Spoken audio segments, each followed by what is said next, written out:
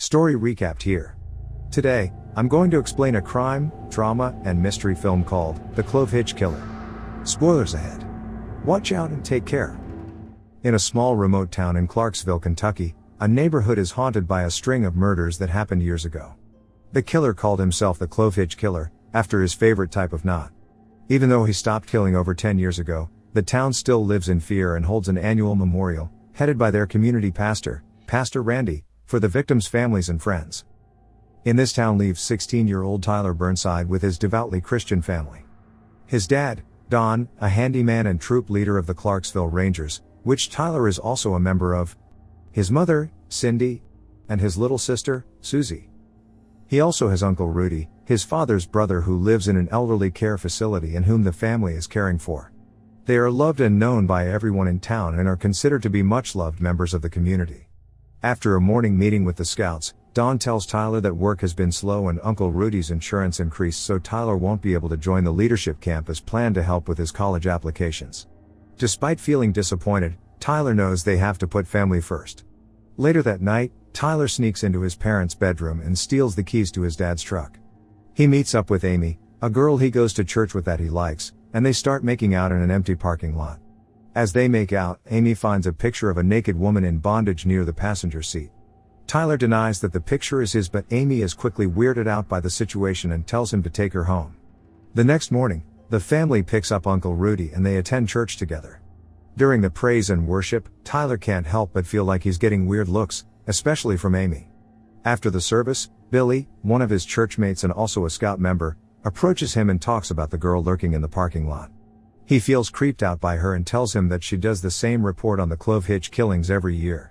Tyler accuses him of having a crush on her, but Billy responds with disgust, saying that the girl allegedly did it with 5 football players because her mom left the family to become a stripper.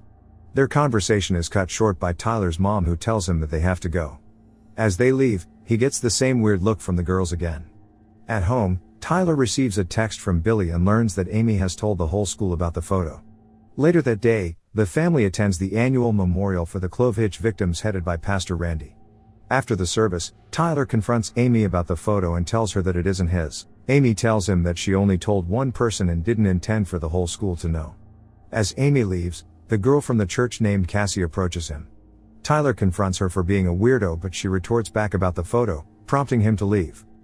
When his parents leave for the day, Tyler goes to his father's shed, feeling curious about the photos. He searches through his father's things and finds nothing, but at the last minute, he spots a loose board on the floor. He opens it up and finds a dusty old box. Inside the box were countless bondage magazines and a single Polaroid photo of a woman tied up and gagged. On the photo, written in pen, was a caption that says, "Nora, Lucky's favorite." The Polaroid disturbs Tyler to the core and he stashes it back into the box. Don gets back from the community center and goes to his shed, only to find that the lock has been touched. Later that night, Tyler lays in bed awake, thinking about the disturbing picture he's found in his father's possession. Unable to sleep, he goes to the living room and looks up the name he found on the Polaroid. It turns out that Nora Devlin was one of the Clove Hitch killer's victims. A light turns on and his mother interrupts his research and sends him back to bed. The next morning, his mother sends him to his father to have the talk, thinking that her son has been up all night searching for restricted photos. At the shed, Don tells Tyler that he knows that he took his truck last night. He then tells his son that he understands the conflicting feelings between being a devoted Christian and being a teenager undergoing puberty. He reassures him that it's normal to have these thoughts as long as you don't act on them. Tyler leaves the awkward talk, feeling more confused than before about his father. Trying to clear up his name, Tyler heads over to Billy and tells him that the photo isn't his. Billy doesn't listen to him and tells him he should start praying for his sins. Desperate for help, Tyler goes back to the church and sees Cassie again, and follows her into the woods. He asks her for her help in investigating the Clove Hitch killings. Cassie is hesitant at first, but she eventually tells him to meet up with her at 3 at her given address and to bring cookies. Tyler rides his bike the next day to the address Cassie gave her. He gives the cookies to her grandmother, who answers the door and heads up to Cassie's room. She gives him a box full of copies of evidence from a case and a book that talked about the killings. It turns out that her grandmother used to work on the case and wrote a book about it.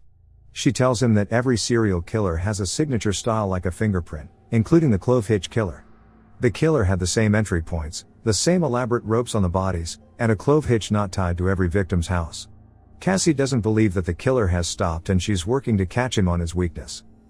In the evening during family time, Tyler lies to his family and tells them that he'll be spending his afternoons volunteering as a tutor, but in truth, he'll be working with Cassie on investigating the Clove Hitch killings. Tyler spends the next afternoon sifting through evidence with Cassie in her room. Unbeknownst to him, Don has followed his son and is watching his every move. When Tyler gets back home, Don tells him that he knows he hasn't been tutoring but sneaking out to meet his girlfriend. He then tells him that he shouldn't lie to his mother and instead invite the girl tomorrow for dinner. The next day, Tyler invites Cassie over for dinner and asks her to pretend to be his girlfriend and not mention any of the investigations they're doing. Later that night, Cassie joins the Burnsides for dinner. After an awkward start, Cassie hits it off immediately with Tyler's parents. On the way home, Cassie jokingly asks Tyler if he thinks his dad is the Clove Hitch killer. He looks horrified at the question and tells her about the magazines, the shed, and the Polaroid. She reassures him that it's normal for adults to have kinks and there's no way that his dad could be the killer. When Tyler gets home, he joins his family in washing the dishes. He feels a deep pit in his stomach as he looks at his seemingly normal family. Despite Cassie's reassurances, he remains disturbed at what he has just unearthed. At midnight, he hears knocking coming from his window. It's Cassie. She's come to tell him that the fifth victim received a note a week before she was murdered. He takes her to the shed and opens the loose floorboard, but the box is already gone. She reaches her hand inside and takes out a piece of paper. The two teenagers look shocked as they unfold a blueprint for what looked like a dungeon of horrors. Cassie takes a picture and leaves while Tyler goes to one of their vents. His brain is trying to convince him that this is all a big misunderstanding, but his gut is telling him otherwise. He goes into the crawl space and finds a false wooden cover. He pushes the cover away and squeezes himself into a small makeshift den. As he turns on the light, he sees a small room with an incomplete toilet and shower. On the side is a box full of bondage magazines, grotesque sketches, and a small tin container. Tyler opens the container slowly and takes out a bunch of driver's licenses tied together. With trembling hands, he sifts through the licenses and sees Nora Devlin. The worst has been confirmed. His father, Don, is the Clove Hitch killer. When morning comes, Tyler lays awake on his bed. His father comes in and insists that they go camping today. Tyler is reluctant to go, confused about his feelings for his father, but he eventually agrees. In the woods, they bring their rifles, hoping to practice for Tyler's rifle merit badge. As they take a break, Don cleans out his rifle and asks Tyler if he has told anyone. Tyler tries to deny it at first, but he confronts him and lets him know that he's aware that Tyler has been to his shed and his crawl space. He calls him out for his son's lack of privacy and tells him that what he found in the box wasn't his. Don tells his son that the box belonged to his uncle Rudy. When they were younger, both of them, Don and Rudy, had an interest in these kinds of photos. When they got older, Don stopped, but Rudy got worse to the point where they had to ask him to turn himself in.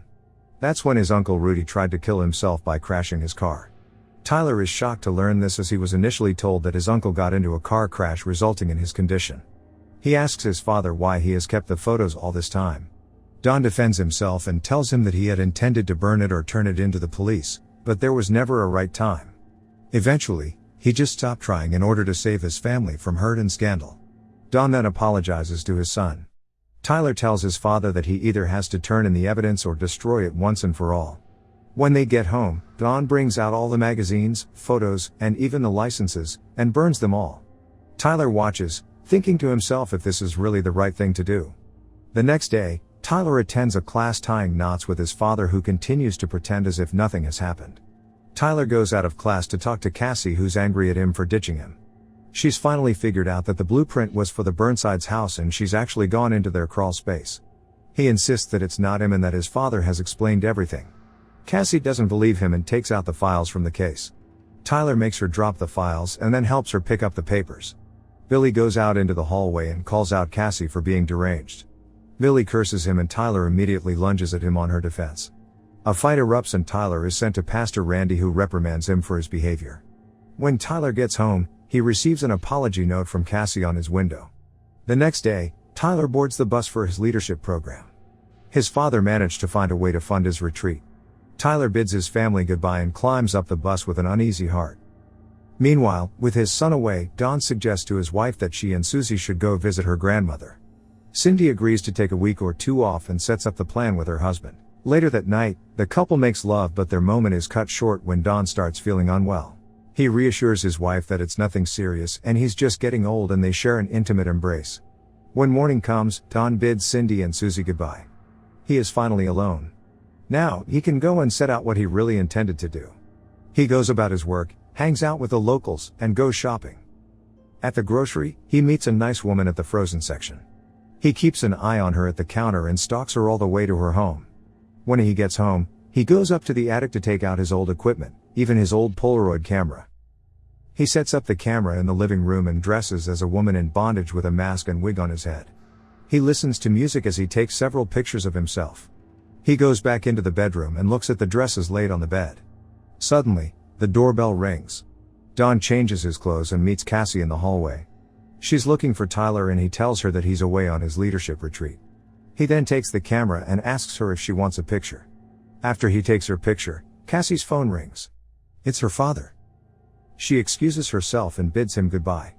When Cassie leaves, Don inspects the photos he's taken and slams them on the bed. He throws a tantrum on the bed and screams in frustration. He was supposed to savor these killings and enjoy them, but now he couldn't. Everything is spiraling out of control and he hates being out of control. Something must be done with his son, but now is not the time to think about it. When he comes back from his program, he will deal with him then, but this time is for him only. He regains his composure and drives to the woman's house. In her backyard, he inspects the vent going into her basement and ties a clove hitch knot onto one of her pipes. Later on, Don attends church service with his brother and meets up with the scouts. When he gets home, he lays out all the equipment he needs for his killing and calls his wife to check up on her. The woman lays on her living room couch, unaware of the horror that's about to happen to her. Don breaks in through the open basement window and quietly makes his way up to the living room. He hovers over the sleeping woman, savoring the moments before he makes his kill, and then turns off the television. The woman wakes up and he immediately points a gun at her neck and threatens to shoot her if she screams. He tells the woman that he just robbed a bank and he needs the keys to her car. He grabs her purse and takes out her keys and driver's license. The woman is trembling in terror as she examines the man who's about to end her life. Don takes a picture of her and adds it to his collection. He threatens her by saying that if she tells the cops, he has her picture and he'll send out his friends for him. He orders her to grab his bag and follow him to her bedroom so that he can tie her up. She hesitates, but he pushes her against the wall and sticks the gun to her head. She grabs the bag and walks to her bedroom crying. He orders her to tie herself as he places the gun on the drawers. He ties the woman himself and she cries in pain at how tight the ropes are. He talks to her in his persona, Lucky, and strangles her with pantyhose, pinning her down to the bed. After a while, Don drags a chair into the room and looks at the woman hogtied on the floor. He takes out her underwear and uses it to tie a plastic bag around her head. He then takes out his camera, sits on his chair, and takes a picture. Out in the hallway, his son, Tyler, comes in with a rifle aimed at him. It turns out Tyler never went to the leadership program after all. After he receives the apology note from Cassie, he meets up with her at Nora Devlin's house. He tells her that he wants to hang out with her, but this clove hitch stuff has got to stop. She invites him to come inside the house and then kisses him. He follows her into the abandoned home and they stay put in the living room. Tyler tries to kiss her again, but Cassie is insistent on continuing the investigation. She tells him that the killer entered through the basement and killed Nora right there on the floor. Tyler walks out, unable to take any more of this, but Cassie tells him that she just wants to know what happened. He finally gives in and tells her what his father had told him, that Uncle Rudy is the clove hitch killer, but he tried to kill himself and then he stopped. Cassie then tells him that she actually found something when she went into their crawl space. She found rope fibers identical to the ones pointed out in the evidence. Tyler accuses her of being obsessive, but she finally reveals that the reason why she's so bent on solving this is because she believes that her mother was one of the clove hitch killer's unknown victims. Her father told her that her mother abandoned them, but she remembers being in the room when the killer murdered her mother. It was years later when she realized that her mother's death was similar to the clove hitch killer's victims, but no one would listen to her or believe her. Tyler asks her what her name was and Cassie says that it's Crystal. He then tells her that he saw a license belonging to a Crystal Harper in his father's possession. There were 13 licenses that he found and there are only 10 known victims of the killer, so Cassie's mother was definitely one of them, confirming Cassie's fears. He tells her that they already burned the evidence to save the family, but Cassie confronts him one more time, challenging him that if he has any doubt in his heart at all about his father, then he should help her solve this case once and for all. This convinces Tyler and together, they form a plan. When he leaves for his leadership program, he actually gets off the bus and heads over to Cassie's house. They begin piecing the pieces of the case together. Don is a handyman, so this must explain why the killer can easily break into the homes. They follow Don on his jobs and even stalks him all the way to the supermarket. He sees him following the woman and even notices his lingering stare. They ride their bikes home and Tyler sneaks into the house. While Don is distracted, he goes to his parents' bedroom and installs a GPS tracker on his phone. Suddenly, his dad comes into the room and Tyler hides behind the bed. He watches in shock as he sees his father wearing women's clothing. He sends a message to Cassie to help him and she immediately comes to his rescue by ringing the doorbell. He then bails Cassie out by calling her and pretending to be her father. Back at her place, they keep their eye on the tracker and his dad's whereabouts. Cassie grows tired of waiting and they track Don back to the woman's house. Tyler insists that his dad is probably just working on a job, but she insists on going further. He continues to watch as his father appears and drives away. When he joins Cassie in the backyard, she tells him about her horrifying discovery. Cassie had seen Don tie a clove hitch knot into the pipe. Don is truly the killer and there is no doubt now. They peek into the window and confirm that the woman from the supermarket lived here. Later that night and the next day, Don's tracker didn't move. The two teenagers return to Tyler's house and find that Don had left his phone on the bed. Tyler takes out his father's rifle and they ride back to the woman's house where they find Don's car on the street. They break through the same basement window and quietly explore the house. With his rifle out, Tyler and Cassie sneak behind a counter wall as Don walks in and takes one of the dining chairs. Tyler walks to the bedroom, weapon in tow, and finally catches his dad in the act. Don reprimands him and tells him that he shouldn't be pointing a weapon unless he intends to use it. As Tyler demands his father turn himself in, he orders Cassie to free the woman. Don then tries to turn the situation around and tells him that Cassie is manipulating him. He would never hurt anyone. He tells him that he and the woman are having an affair and that they were just being kinky. Cassie calls Don a liar and runs for the gun, but he grabs her and slams her across the wall. He then tells his son that he's just concerned that Cassie is unfit to handle a gun. He takes out the bullets from the revolver and coaxes Tyler to hand him the gun. Tyler, feeling completely conflicted between his father and this killer, reluctantly hands the gun to Don. Don then points the rifle at Tyler and pulls the trigger, but the gun is empty.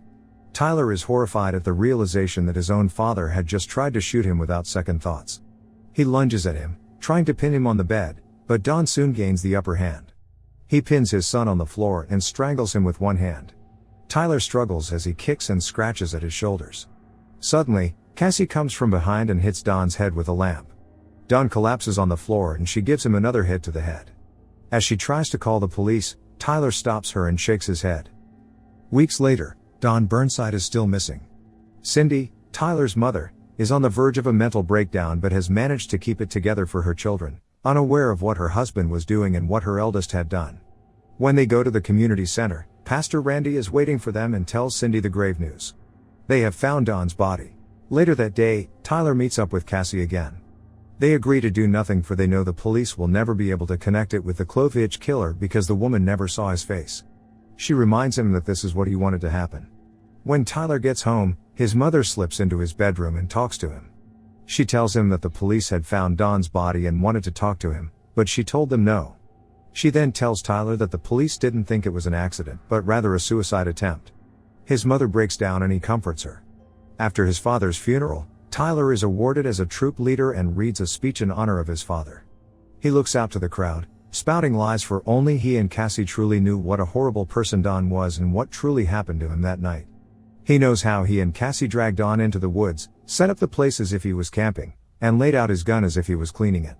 The police and the people might believe that Don Burnside accidentally killed himself while cleaning his gun, but Tyler knows that it was his own finger that pulled the trigger. And this is a secret that he will take with him to his grave and do what his father had failed to do, protect this family.